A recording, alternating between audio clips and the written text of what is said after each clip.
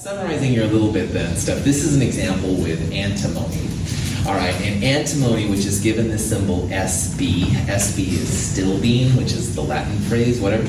Anyway, antimony has two main isotopes. The 120.903 is about 121, 122.9 is about 123.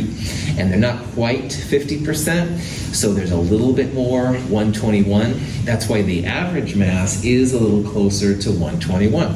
Like if you had a number scale, 121, 122, 123, 122 would be like 50-50. This is not 50-50. There's a little bit more 121, so the average is closer to the 121 number than the 123.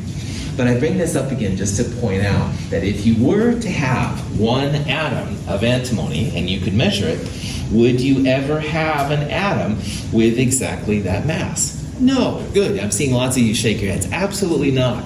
Those numbers are statistically generated, all right? They're all fake on one level. Here's a bad example of a 1.5 kid family, and there's the poor half kid, right, which is just sad, it's, you know. Anyway, so those numbers are fake. If you have one atom, then about 50 or so percent of the time, you're gonna have this mass. And about 43% of the time, you're gonna have this mass. You'll never have an individual atom with that exact mass. And that makes it seem kind of stupid on one level, right? Just like, you know, a 1.5 kid would be stupid too. But most of the time in chemistry, we don't deal with individual atoms. We deal with scoops of atoms. And remember, my teaspoon of water had more molecules than there are teaspoons of water in the Atlantic Ocean, blah, blah, blah. So that's why most of the time we deal with huge numbers of atoms and molecules at any one time. So just realize they're all kind of artificial numbers on that level. But they do have a lot of utility in chemistry, so. Okay. When magnesium metal burns, the product of the reaction has a greater mass than that of the original magnesium. John Dalton's atomic theory successfully explained this seemingly strange result. If you've ever seen a piece of magnesium light on fire, it's very, very bright, all right? And the brightness is energy being given off. But anyway, that reaction is pure magnesium metal being turned into magnesium oxide. And they didn't really know what was happening. But what scientists did is they measured the magnesium before it burned, and they actually took all of the ash and weighed the ash after. And they found that the ash had more mass in it than the magnesium did itself. So they found out it was being added to something. Well, counting atoms is a big part of chemistry, because it's one thing to know you have magnesium or you have calcium or whatever, but maybe you want to make magnesium oxide, or maybe you want to make calcium oxide or whatever. So counting atoms is a really important part of chemistry. But we can't really use a lot of things because these atoms are so small and there's so many of them that we need like special kinds of units. So this special counting unit is something we use a lot in chemistry to figure it out, like figure out how many atoms we've got. And the unit is called the mole, all right? Now, as I babbled about earlier, the mole, sometimes people think is a little thing that runs around in your yard and makes little dirt piles and stuff like that, all right? And that's cool, that's a mole. But this mole is different, all right? This mole is similar to the idea of a dozen, all right? And if I said to all of you, go to Albertsons and get a dozen donuts, you'd probably know it was 12, and you'd come back with 12. And if I said, hey, get me 2 dozen, then you'd get 12 times 2, you'd get 24. If I said half a dozen, you'd get 1/2 of 12 or 6, etc., etc. Well, a mole is similar, all right? A mole also represents some number like a dozen, but it's a much bigger number. It's much different than that. This guy, Ostwald, was the first one to come up with the name, and no one's totally clear why the mole is there. Like, why didn't he call it a shortcut word or something, you know, I don't know. But anyway, the Ostwald was supposedly the one that came out with it and stuff, which is hard to say. So the question is then, well, what does the mole represent? If a dozen is 12, what number goes along with the mole? And that's where this number pops in.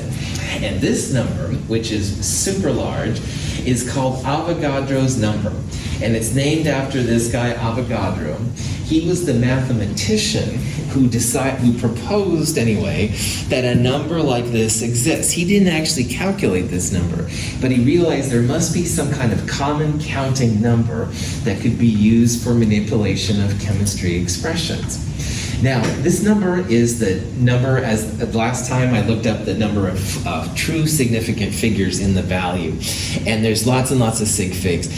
We don't need to use that many sig figs. We will use the 4 sig fig number a lot, which is 6.022 times 10 to the 23rd, all right? 6.022 times 10 to the 23rd, that's like the 12 of a dozen. So just like you know a dozen is 12, and 12 donuts would be a dozen donuts, 6.022 times 10 to the 23rd is what a mole means. So if you had a mole of donuts, you would have 6.022 times 10 to the 23rd donuts. But you don't have to have donuts. You could have number of Coca-Colas, all right? You could have a mole of Coca-Cola cans, and that would be 6.022 times 10 to the 23rd Coca-Cola cans. Now, we don't usually have that many Coca-Cola cans or donuts, but we often have atoms and molecules. So these just represent ways to represent, for example, atoms in a mole of copper. Copper is Cu. You can also have molecules of CO2. A molecule is when you have a combination of atoms. We'll talk about that more later. You could also, though, have number of mole of cars, and that would be 6.022 times 10 to the 23rd cars, etc., etc. Now, is 10 to the 23rd number, is that a big number or a small number? Big. It's not just a little big. It's not even freaking big. It's freaking big, if I may be so bold, because it's a big number. 10 to the 3rd is 1,000. 10 to the 6th is 1,000,000. 10 to the 9th is 1 billion. A billion would be 10 to the 18th, 10 to the 9th twice. This is more than 1 billion, all right? It's just incredibly large. And if you look online, you'll find lots of representatives of what this number means. Like, if everybody had, you had this many pennies, everybody would be billionaires or something like that. Anyway, it's a very, very big number. But it is really helpful because as I put a little bit of water down, I will be putting that many molecules of water down the drain, all right? These numbers are just fantastically large, all right? So 6.022 times 10 to the 23rd, definitely a number you want to have available. We'll use it quite a bit, all right? It's a great counting unit. And if you want to make magnesium oxide from magnesium, this number can be really helpful. Okay. If you have, say, carbon, all right, and you have not just regular carbon, you have pure carbon-12, all right?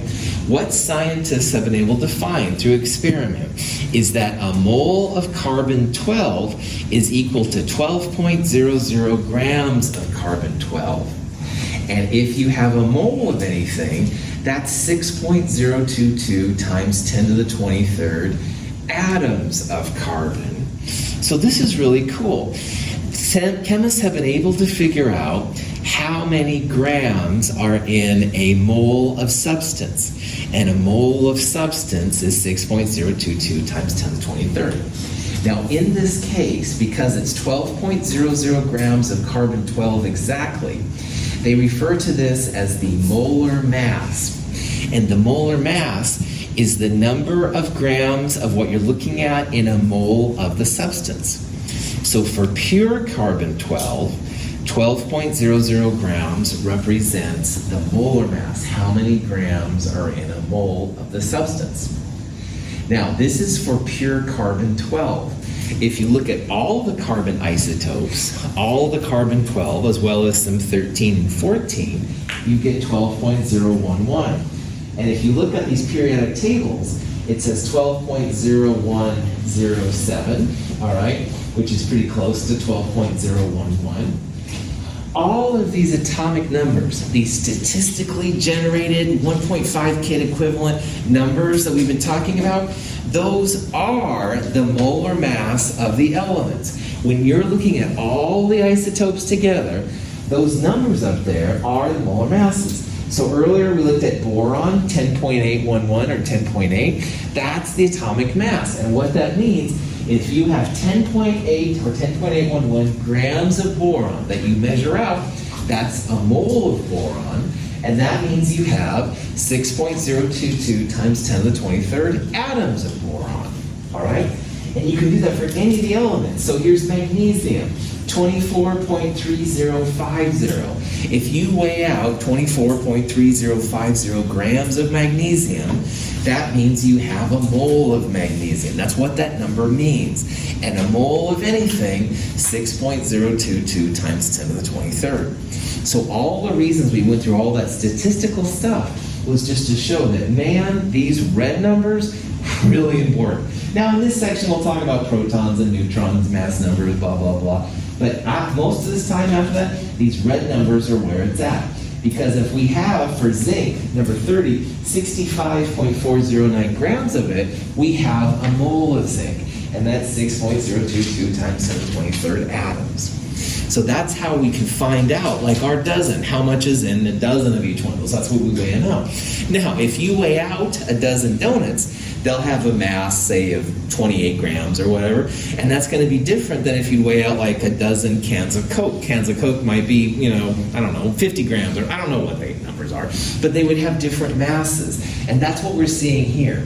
Each one of the elements has its own mass to represent a mole, just like a dozen donuts would weigh more than a dozen feathers, and a dozen feathers would weigh less than a dozen combs. I don't know, I'm making things up here. But anyway, these red numbers will allow you to tell then what the molar mass numbers are. So let's go back to our cool little representation for each one of the atoms. The atomic number of protons. And that's kind of cool because you change that, you change the element. Symbol, obviously important. But now this atomic weight, there's actually two reasons why the atomic weight is helpful. It will tell you the average mass of one atom of the element. So if, for example, for aluminum here, 26.9815 AMUs, that would be the mass, the average mass of one atom. But that's a little artificial because there really isn't any full, we have different isotopes coming together. But honestly, the better use for it, these are all molar masses. 26.9815 grams of aluminum will be 1 mole of aluminum. And that means you've got 6.022 times 10 to the 23rd atoms of aluminum running around. Super helpful. So even though in this section we're making a big deal how well is the average mass of an atom, really it's more the molar mass for one. That's how many grams are in a mole of the substance. So if we measure out masses, we can figure out how many atoms we're adding at one time, and we can start to make recipes, woohoo, which is what we're building up to, but we're not quite there yet. Okay, I was getting a little excited there. Any big surprise there. Any questions? Yeah, go ahead. So atomic weight in grams equals molar mass. Yes, that's right. Okay. Officially, atomic weight is the atoms, and that would be in AMU. Molar mass is the mass in grams per mole, but they're used interchangeably, and you'll see it too. So, yeah. As long as you just see there's two uses for these numbers. It's not just one use. And this is another cool thing about the periodic table.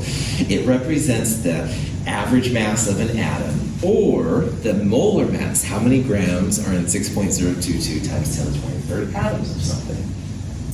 Two uses. Yeah. Anyway, other questions? Okay, so here's a question. What's the molar mass of the element with atomic number 12?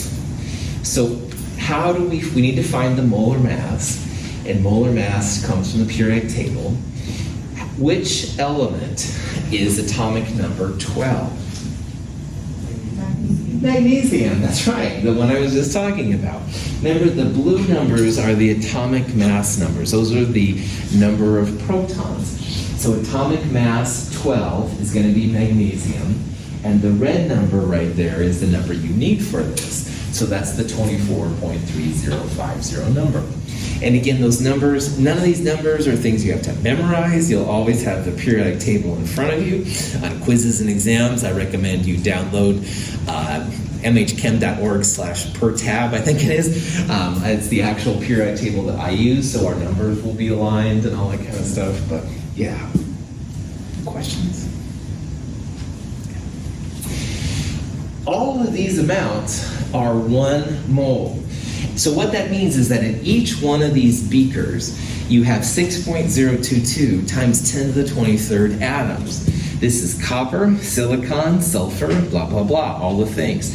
Now, you're seeing the effect here, though. Like, there's a lot of stuff here, and there's not a lot right here, all right? And that's a factor of 2 things. First of all, it's the molar mass, all right? So if you look up sulfur right there, sulfur means about 32 grams, all right? So the yellow stuff right there is about 32 grams. Copper is number 29, 63.5. That means that this thing right here is 63.5 or so grams of copper. Now there's a lot more volume here. It takes up a lot more of the beaker than it does right here. That's because of the density. Another thing we've been talking about, copper is a lot more dense, a lot more mass per unit volume. Sulfur is less dense, so you have more volume per piece of mass. So you're seeing here not only the molar masses of the things, but then also how the density plays out.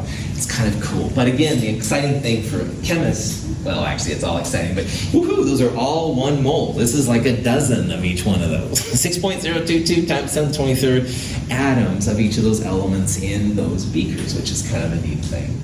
And again, all from the simple mass balance, which is what we'll do on Wednesday a little bit. So, question? Okay. So here's a question. We have 0.200 grams of magnesium. 0.200 grams of magnesium would literally fit on your pinky. It's not a very big amount, okay? So the question is, what amount, which is usually moles and stuff like that, or how many atoms are in this 0.200 gram? Like I've been babbling and, oh, there's lots of atoms per little bit of teaspoon and stuff like that. Well, we have the tools now. We can actually figure out how many grams, how many moles, how many atoms, stuff like that. So anyway, magnesium we've seen 24.305 grams per mole. And again, this is a conversion factor, all right? It allows us to go between moles and grams or grams to moles. Here we have number of grams that we're starting with. So the first thing we're going to do, let's figure out how many moles of magnesium this is. And what we need to do here, we're starting with grams. We need to make sure grams cancels. Our starting unit always cancels. So of the 24.305 grams per mole, we want the grams to be on the bottom and the moles to be on the top. We want the grams to cancel out, and we want to have the moles left over. So mathematically here, here's the 0.200 grams. Here's the molar mass of magnesium, 1 mole over 24.31 grams. Why didn't I use that number? I'll tell you about that here in just a second. Sig figs, 3 sig figs in, 3 sig figs out. 8.23 times 10 to the minus 3 moles. Now, let's backtrack a little bit. We started with grams, we wanted moles, we want to have grams cancel. Grams on the top and grams on the bottom. So 24.3050 is where the grams is. This is like that many grams per 1 mole. So we want the grams to be on the bottom, so grams and grams cancel. In your calculator, 0.200 divide 24.31 to get this number. Now, the second thing, notice what I did here. I didn't use the full 24.3050, all right? And you absolutely could have used that number, and that's not a problem. But when it comes to significant figures, we only have 3 sig figs going in, and this has a lot more than 3 sig figs. We're only going to get 3 sig figs out. These are multiply and divide problems. So in order to not spend all of your time entering calculator numbers, if you're aware, you can cut this number down to less sig figs. Now, usually what people will do is they have 1 more sig fig than you need. So we only have 3 sig figs here. That means I would use 4 sig figs right there. So that's why I cut it to 24.31. This is a 5, so I rounded the 0 up to 1. I still am going to get 3 sig figs out and stuff like that. This is a way that's done in science a lot of times. You keep the sig figs going, but you don't have to spend all your time entering in the values. There's nothing wrong with entering all those numbers in. It's just a time saver. I'll say sometimes how chemists are lazy. It's not that maybe we are lazy, but these are ways that it'll save you some time. You can think about other things. Questions on that? Okay. Moles, kind of boring. Even after all my years of working with them, it doesn't necessarily mean a lot. But the next part's kind of cool. Now remember that 0.200 grams is just something that would fit on your pinky. It's a really small amount of magnesium. But how many atoms are in it? Well, that's where Avogadro's numbers comes in. We're starting with moles. We want to turn it into atoms. Avogadro's number for aluminum, or magnesium, excuse me, would be number of atoms in a mole. So 6.022 times 10 to the 23rd atoms are always in a mole. Remember, there's always a lot of atoms or molecules per mole. It's not a lot of moles per atom, all right? So in this case, we want the moles to cancel. We're starting with moles. 1 mole on the bottom, 6.022 times 10 to the 23rd on the top. And if you do that, all right, 3 sig figs in, gonna get 3 sig figs out, 4.96 times 10 to the 21st atoms of magnesium. Now remember, this little tiny piece of magnesium which fit on your pinky, which doesn't have a very impressive number of moles, has just a gazillion number of atoms, 4.96 times 10 to the 21st atoms. I bring this up because it's kind of interesting, but more importantly, I want you to start thinking about how much we all consume in terms of atoms and molecules each day. Like this morning I had some grape nuts, woohoo! All right, my grape nuts had some little iron and little essential thing, nutrients, whatever, put in, but there was also, of course, the grains and the soy milk in my case and stuff like that. I consumed huge numbers of atoms, right? And that was just breakfast, man. And anyway, I shouldn't talk about those kind of things. But anyway, yeah, that was just one meal, and and all of us consume so much. You take a drink of a liquid, you're consuming a lot of atoms. It's amazing the number of atoms and molecules we consume. And that you can do the same thing for breaths of air. Each breath of air has a lot of atoms inside it and stuff. So that's just a kind of a trippy thing to think about. It's hardly critical. But anyway, any questions on that? Here's a question that you can figure out. It's kind of going the opposite direction. So here we have so many atoms of pure carbon-12, all right? Now carbon-12, we saw earlier, there's 12.00 grams per mole. So this question says, how many grams of carbon-12 do I have? The math way to do this problem would be to take the atoms, you would divide by Avogadro's number, divide by 6.022 times 10 to the 23rd to find the moles. And then you could go moles to grams using the molar mass of carbon-12, which was 12.00 grams per mole. So 3.011 to 10 to the 23rd divided by 6.022 times 10 to the 23rd times 12.0 would be what you do to get the answer. However, 3.011 is half of 6.022, all right? So if you take 3.011 times 10 to the 23rd and divide it by 6.022 times 10 to the 23rd, it's equal to 0.5. And that's why I did this number. So when I'm lecturing, I can tell you that without flipping out my calculator. This represents half of a mole, 0.5 of a mole. And 0.5 of a mole times 12.00 is going to be 6.00, half of 12. So that's the quick and dirty way to do this kind of problem. The longer way would be to go to moles first and then grams. So here's the number of atoms we started with. We divide by Avogadro's. This is atoms per mole. So the atoms cancel. We've got just moles left over. Sure enough, 0.500, 4 sig figs moles of carbon.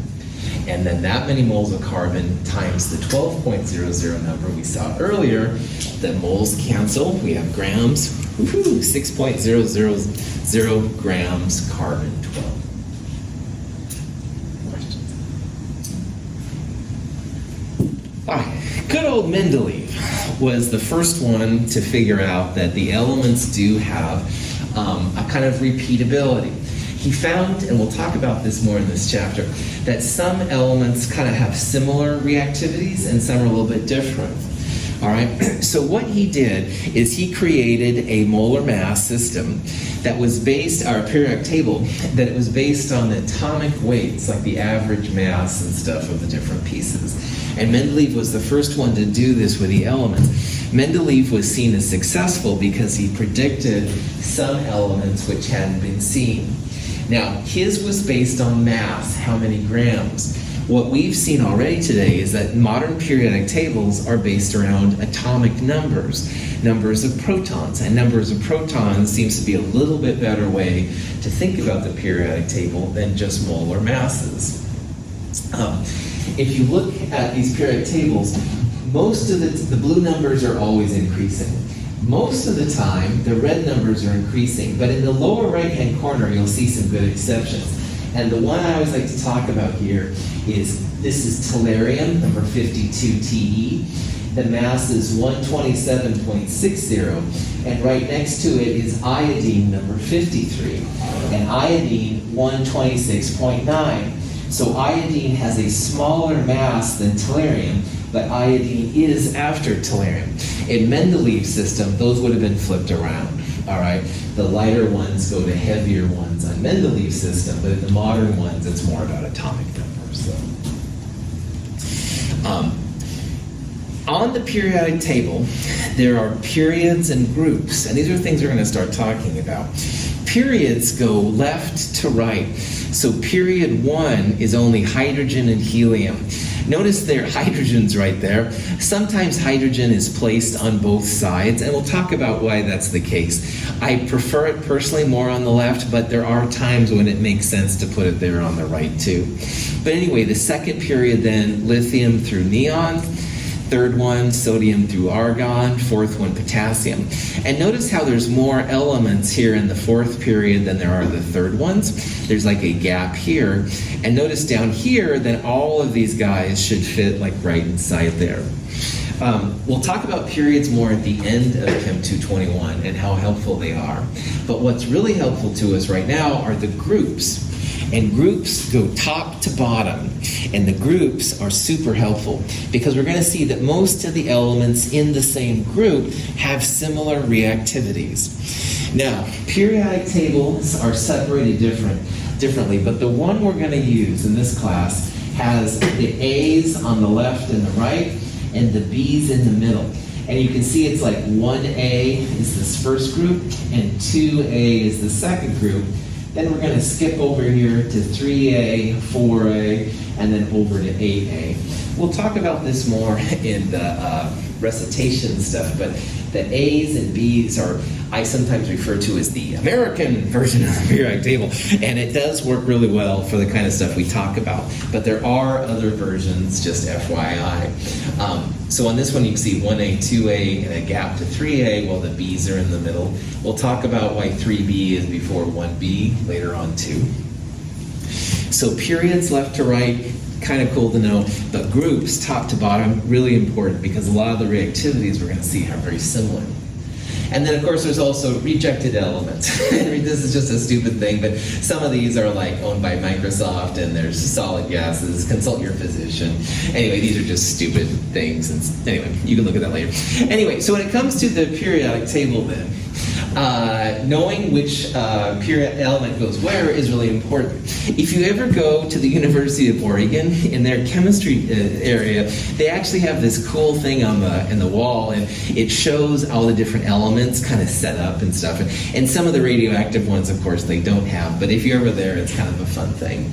But in the remainder part of this section, I'm just going to go through some of the groups, talk about different ways. And in this next section, I'm going to talk about A groups and B groups. And the A groups are the two on the left, the two columns on the left, as well as these columns over here. And the B groups are just everything in the middle. The A groups are a little bit more common in most uses, but the B groups can be cool too. The Lanthanides and the Actinides are the names for these long columns, usually at the bottom of the periodic table. Lanthanides are the top group, and actinides are the bottom group. This is lanthanum, La. This is actinium, number 89, so that's where the names come from. The important thing for us right now is just realize that the periodic table here, usually these are down here. If we put them inside, it would just make the periodic table a lot wider. This fits pretty well on an 8.5 by 11 piece of paper, all right? So that's why they do it this way. But just realize those lanthanides and actinides are different. Now, metals versus nonmetals and metalloids is another part of the periodic table. And it's difficult to see right here, but there's like a green line that someone, me, wrote up there at one time, and I should probably rewrite this again. This green line here is important. It's called the Metalloid Line. And things to the left of the green line, which are all of these guys as well as the lanthanides and actinides, everything to the left of the line is a metal. So most of the periodic table we saw had solids earlier. Now we also see that most of the periodic table is made up of metals. And things up and above that line, this little group right here, and hydrogen, which should be over here for this argument, those are called the nonmetals. So on the periodic table, there's a lot more metals than there are nonmetals, all right? But those nonmetals are super important. And for the nonmetal discussion, really hydrogen is more of a nonmetal than a metal. It has the metallic properties. We'll talk about that later, but knowing about metals and nonmetals is important. Now, for the elements which are right on the line, those are called the metalloids. And you can see a better picture right here. These green elements are things that have some metal characteristics and some non-metal characteristics. I will never ask you if silicon, for example, is more of a metal than a non-metal. Just realize that as elements get closer to this kind of diagonal line, then they're going to have properties of both metals and non-metals. Metals we're going to see have one type of behavior and non-metals have a different one. So, questions on this stuff so far?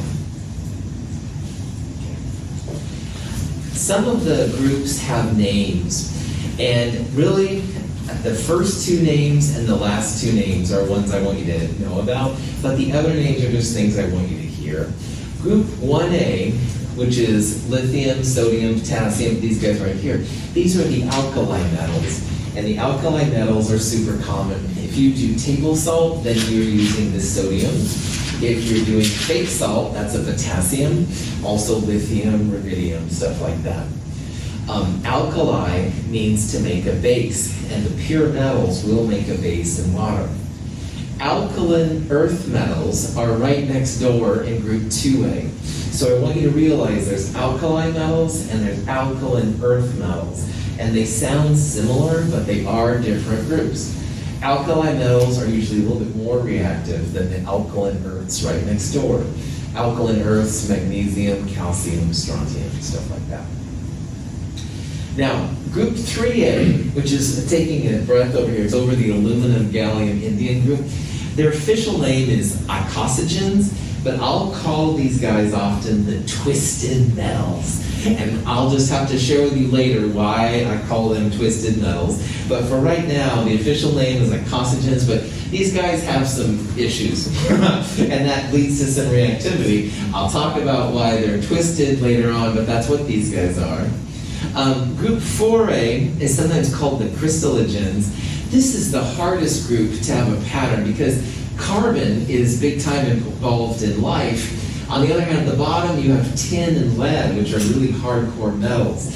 So this group is all over the place in terms of having non-metals and very strong metals towards the bottom. Group 5A right here is called the pnictogens. That name is hard to say or spell, but anyway, nitrogen, phosphorus, arsenic. Bismuth on the bottom, though, is a metal, all right? So most of these things are more non-metals, but bismuth is actually a true metal. The next group, group 6A, called the chalcogens. Oxygen, of course, most important. We can breathe, but also sulfur, selenium, and tellurium. Group 7A are the halogens. If you have halogen lights at your house or in your car, you're dealing with one of the halogens. Those are fluorine, chlorine, bromine. And the far right is really interesting. They used to call them inert gases because they couldn't make any compounds out of them. But in the 50s and 60s, people started making compounds, so now their official name is the noble gases. Noble gases works really well. Now, on the slide up here, I have both an A and a number. That 1A, 2A, 3A, that's how I'm usually going to refer to them. And that's on the quote-unquote American version of the periodic table. However, in this slide right here, if you look carefully, it goes 1, 2, and then 3, all the way over to 18. I call this the international version of the periodic table, and there's uses why to do this 1 through 18. So those are the corresponding numbers. We won't use this version of the periodic table, though, very often. I'll talk about why it's helpful, but honestly, the A's and the B's, the American way, is pretty cool. Any questions on it? Okay.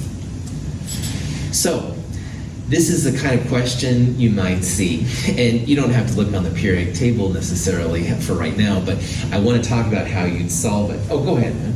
Why does it go from group 1, it's 1A/1, and then 2A/2, and then 3A/13? Cool. So the first designation is the what I'm calling the American version of the periodic table, okay? And the big periodic tables in this room use that. So you can see it goes 1A, 2A, but this is a B, this is a 3B. So 3A is actually over here above boron. So there's like B's in the middle and A's on the left and the right, okay? On the international version, 3A is 13. And so you're seeing like both types that are used a lot. In this class, we'll use 1A, 2A, 3A, 4A, but you will see lots of references online to group 1 or group 13 and stuff. And just realize this is part of being in an international world, you know. Right. Yeah, great question, man. Other questions? Okay, so on this problem then, an alkali metal would be something in group 1A. A pnictogen, if you looked it up, was group 5A or group 15 if you're using the international version, which is cool. And a halogen would be group 7A, all right? So going through these and stuff, radium is an alkaline earth metal, not an alkali metal, so that would be wrong. But these are all alkali metals. Similar things like a halogen, argon is a noble gas, iridium is a metal. So you'd have to kind of figure out which one is which. In this case, answer E is the only one that works. Antimony SB is close to the bottom of group 5A. But anyway, this is how you'd follow it. You just look for the particular groups and then find an element within it. Cool. Okay. So let's go through some of these groups and just talk about them a little bit, like what they do. The main engine of the NASA space shuttle is fueled by the elements oxygen and hydrogen.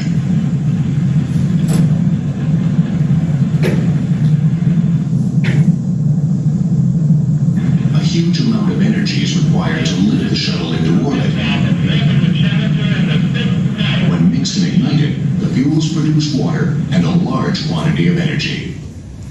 People think sometimes that hydrogen, it's really common and stuff, but actually hydrogen is really important, man. The space shuttles, when they went into orbit, they used a hydrogen plus oxygen making water reaction to give them enough thrust to give up. So that's a big amount of energy, which is really cool. I'm a Led Zeppelin fan, all right, yeah, okay, Joanne, whatever. Anyway, Led Zeppelin's first album has the Hindenburg, it's a picture of the Hindenburg crash, and right before World War II started, they sent a blimp over from Germany to England to America, and right as it got into America, there was a big fire, and the question is how the fire started, blah, blah, blah. However, there's no question why it burned. The big blimps at the time were filled with hydrogen gas. In America, in North America for that matter, we have a lot of helium, which is non-flammable, but hydrogen is much more readily available in Europe. And so most of these big blimps were filled with this really flammable gas. And they had a really good track record until the Hindenburg, but then that obviously ended really bad. Now earlier we saw a little slide, and hydrogen was located above the group 7A with the fluorine, above fluorine. And most of the time in this class, hydrogen, we'll think of it more as a non-metal, so it would be above group 7. But hydrogen does have some properties that make it look kind of like a metal. And for decades, they had postulated that maybe if you pressurized metal or hydrogen enough, it would be like a metal. Metals tend to give up electrons and stuff. And sure enough, in Germany, in the beginning of 2017, they compressed a sample of hydrogen enough that made it metallic, and it was able to do lots of things that metals do. So hydrogen can actually be a metal, which is where we'd expect it to be over here. Remember, everything to the left of the metalloid line should be a metal. And hydrogen can be metallic. Like the center of Jupiter, they feel, maybe has metallic hydrogen. But in the lab, it takes some very, very high pressures and stuff in order to make it happen. So, woohoo! Chemistry. Anyway. Whether you've left school or you're still at school, you can appreciate the sheer fun, mayhem that chemistry can be. There's so much to it. Bunsen burners, mixing chemicals. Very nice. Now, you may have been allowed to mix very small amounts of lithium with water. You may, if with a responsible adult, have mixed H2O with sodium. And you may, under very strict scientific control, have witnessed potassium mixed with water. But the odds are, if you have, it will only ever appear on one of those rubbish science videos. There you go, mate, present.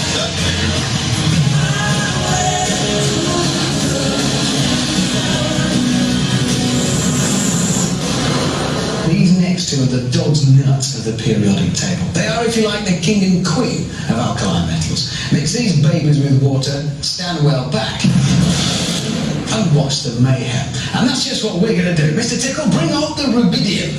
Here it is. Is that it? Well, it might not look like much, Richard, but it's a highly reactive metal. It's sealed in this glass tube under argon atmosphere conditions, just for safety. Right, so what's going to happen when you drop that in the water? Well, imagine, if you will, letting off a hand grenade in a bathtub. Right, I'm off. Have that. Okay. Good luck. Okay, Tickle. Drop the rubidium in the water. Stand back, everybody, this one's going to be bad. 2 grams of rubidium will only react when our specially designed vial dissolves in the water, which gives John a few crucial seconds to get into our safety zone.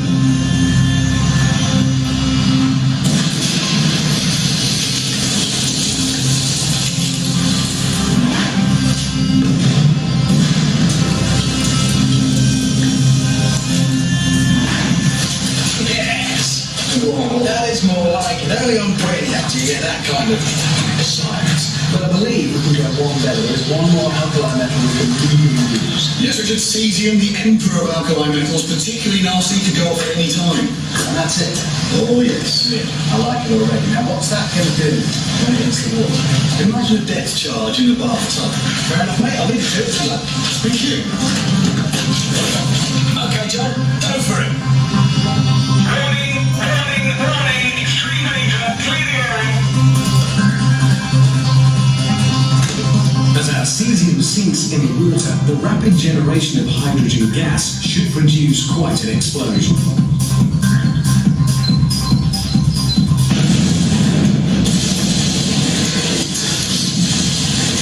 And it does.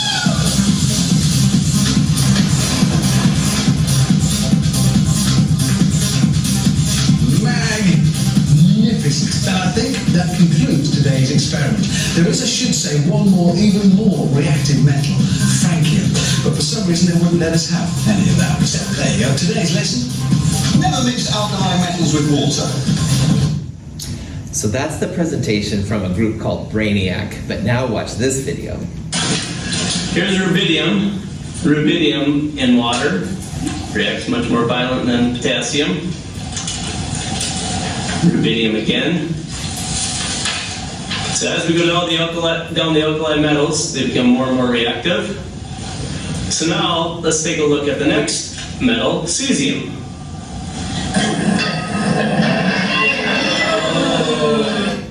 Okay, I need to talk about what just happened there, because I know that was a lot of stuff to digest. So Brainiac is a group from England. They make like Discovery shows, and they're very entertaining, as you can probably imagine. However, in that video, what they did is they first showed lithium, which in water made a little bit of a zip. Sodium was more exciting. Potassium definitely is more exciting than sodium.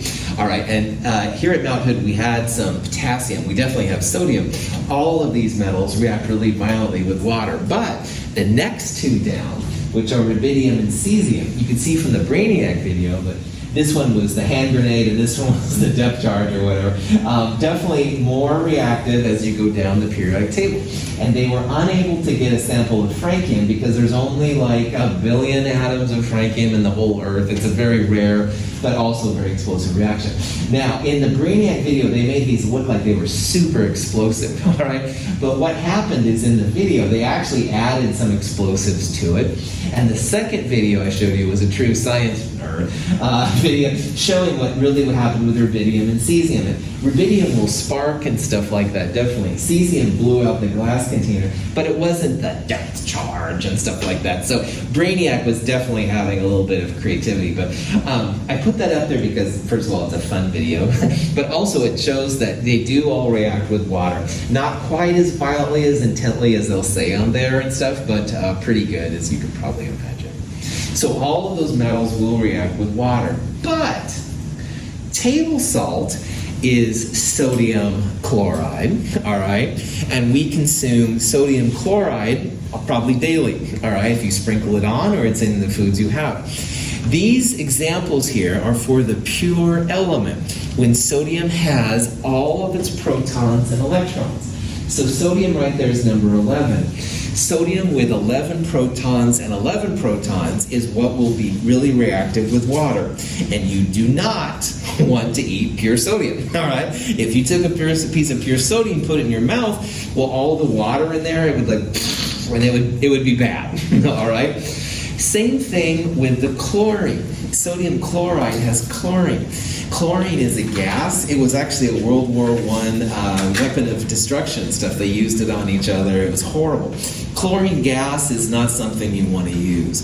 But when you take sodium metal, which will blow out your mouth, chlorine gas, which will kill you, and you mix them together to make sodium chloride, table salt.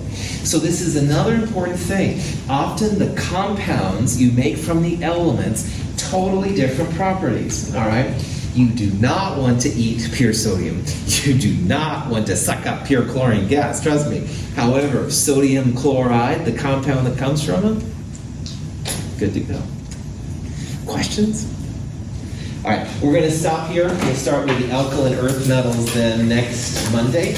I will see you all on Wednesday morning. Bring your 8 bottles lab, problem set 1, and a printed copy of the density lab. Have a great day. Thanks for being here.